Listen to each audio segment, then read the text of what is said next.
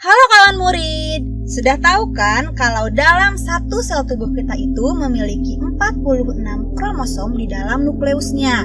Setiap kromosom disusun atas satu molekul heliks ganda yang panjang. Jika kita total, ternyata ada 6 miliar pasangan basa loh dalam sel tubuh manusia. Wah, banyak juga ya. Coba bayangkan, berapa ya jumlah pasangan basa yang ada dalam seluruh tubuh kita?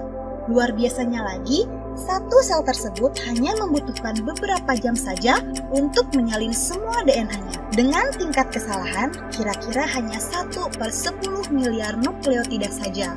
Wah, luar biasa kan? Oh bisa ya? Yuk kita cari tahu.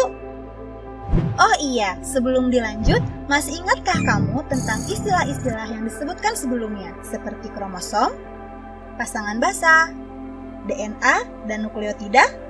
Kalau belum tahu, simak dulu ya video sebelumnya. Pada video ini, kita akan membahas mengenai model replikasi DNA.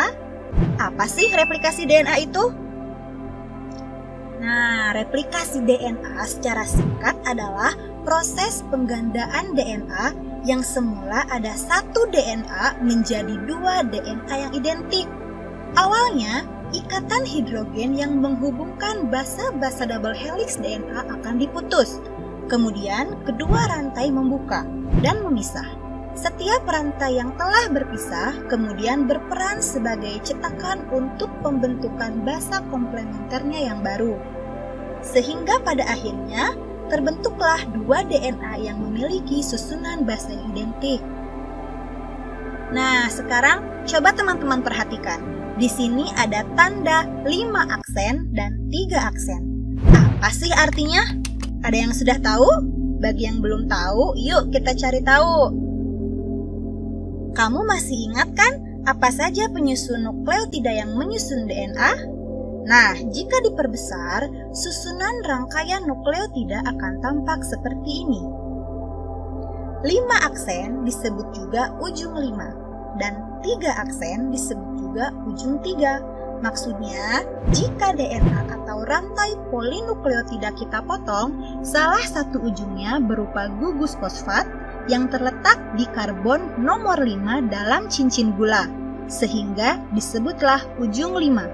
Sedangkan ujung lain berupa gugus OH atau hidroksida yang terletak pada karbon nomor 3 dalam cincin gula, sehingga disebut ujung 3. Nah, gimana? Sudah jelas kan? Untuk selanjutnya, kita akan menggunakan lagi istilah ujung 5 dan ujung 3 ini. Jadi ingat-ingat ya. Selanjutnya, kita akan membahas mengenai model replikasi DNA. Terdapat 3 model alternatif replikasi DNA, di antaranya model konservatif, model semi-konservatif, dan model dispersif. Yang disebut model konservatif adalah double helix yang lama tidak memisah dan langsung terbentuk double helix yang baru. Model semi-konservatif adalah kedua untai molekul induk DNA memisah dan masing-masing berfungsi sebagai cetakan untuk sintesis untai baru yang komplementer. Sedangkan model dispersif adalah setiap untai pada kedua molekul anakan DNA mengandung campuran DNA sintesis yang lama dan yang baru. Oh ya, perlu diingat, istilah induk DNA digunakan untuk DNA lama yang bereplikasi, dan anakan DNA digunakan untuk DNA baru yang terbentuk dari hasil replikasi. Ingat-ingat ya. Dari ketiga alternatif model tersebut, model mana sih yang udah teruji?